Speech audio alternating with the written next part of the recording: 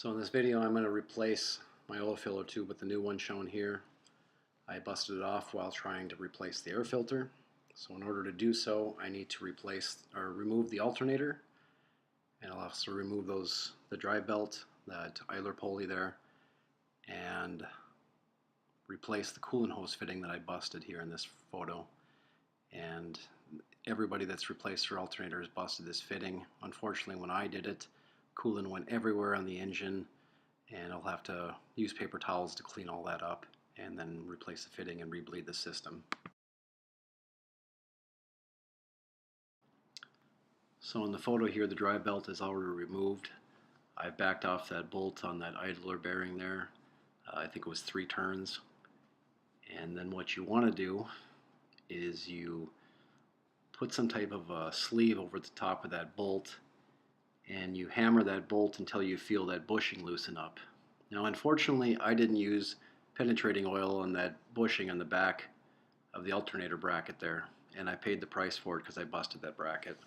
Had I put lubricating oil on it and waited a half a day or a day, it probably would have loosened up and I wouldn't have busted it, like you can see in the photo that just moved. And I was elated because I thought that bushing had loosened up, and in reality I had busted that bracket. I had to buy a remanufactured alternator, and I think I paid $220 maybe or something like that for it. And the car was, the car is a 2002, so it was about time for a new alternator anyways. It was getting worn out. I don't know, it was just getting bad, so it was time to replace. Here I'm just removing that idler bearing bolt, and then you'll see me get down to the job of removing the rest. So here I just got the idle bearing removed, and now I'm twisting the alternator out, and it's a very, very tight fit, so you're going to have a heck of a time getting it out of there. And there's 2 cables attached to the back of it as well. So now I've got it exposed, and you can see the part that I broke right there. That was the part that kind of secures it to the back there, and it just snapped off from me hammering on it and not spraying it with lubricant beforehand. So that was my fault. So once it's out, all you need to do is get a socket, and I don't remember the exact size that it was in the back, but it's not hard to get at. Just need to break that one bolt free, and I believe the other one was just a little snap type connector. I can't remember if there was a bolt there or not. I did this project about 2 months ago prior to making this video, so I'm not sure off the top of my head, but it's not real hard to do. So after you remove that bolt, there's basically a post that looks kind of like a negative terminal on a battery that you just pop out the back, which I'm about to do here, just like that. And then there's another connector coming up here that you, I believe it was just like a pin, or basically like a wire harness type connector, and it was real easy to get off as well. There we go. So it comes out. There's the piece that broke off that I thought I'd tap that bracket out of, but apparently did not. Well, here's the bushing that you're trying to pop out. Do you think maybe some Elmer's glue? That might work. Okay, so I'm going to take those bolts off of the oil filter tube now, or oil filler tube. Move this light out of the way a little bit. Well, that's visible.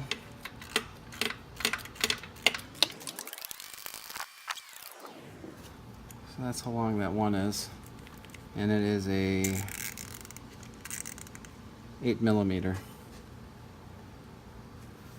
The other one is directly behind it. I can feel it with my fingers, but I can't see it, of course, which is going to make this interesting to put back in, I'm sure.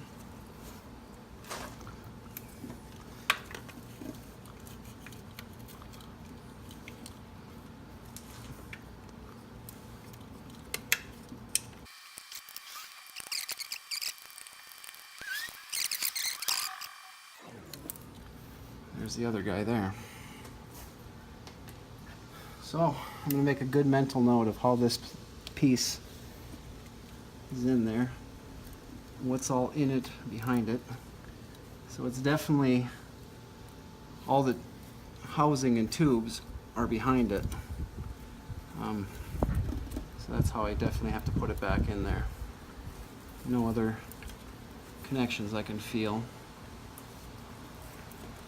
Okay, so cross my fingers here.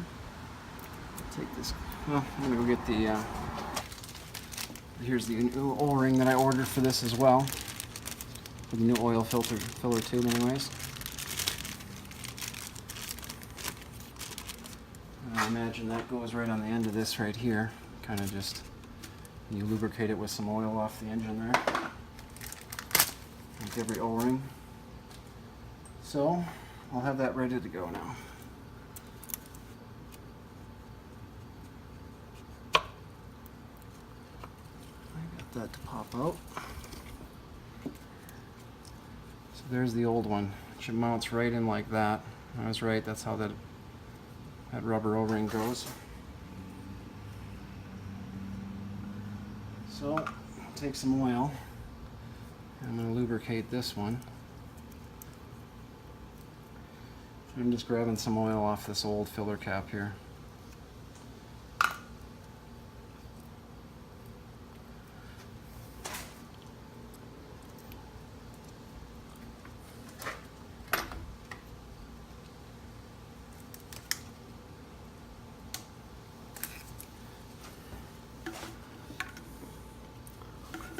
Goes right back in like that.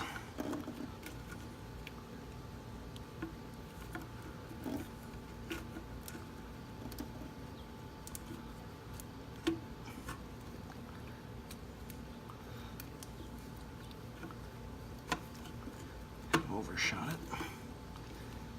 Well, I think I got it. Pretty sure I did anyways.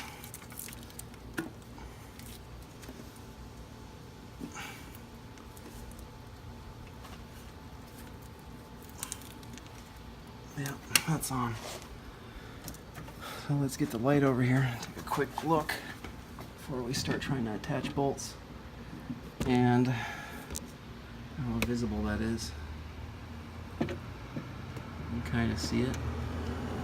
Go down this way. You can just see the corner of where that bolt is going to attach, which is right there. Where I'm tapping. And then the other one, I don't know how well you can see this, is right back there. Right where my finger is at. Anyways. So, let's get the bolts in, get those snug down, and yeah. So,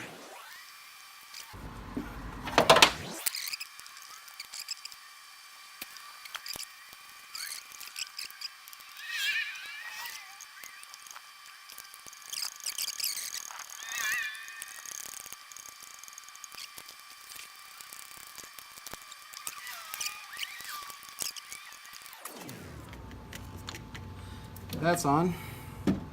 Now,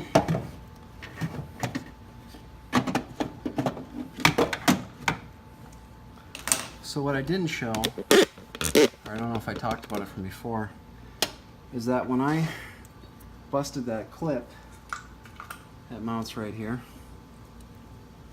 it mounts like this, and then one end of this hose here attaches to the top, and this end goes to the bottom, and there's a nipple in between. When I busted this bottom one right off, coolant went everywhere. So I gotta re-bleed the system, I think. And then if you can see it here, there's all kinds of coolant that collected on top of the engine. I'm gonna take paper towels and see if I can suck the most of that stuff up and clean everything else up as best as I can with a microfiber or whatever other type of cloths to get a lot of this grime out of here.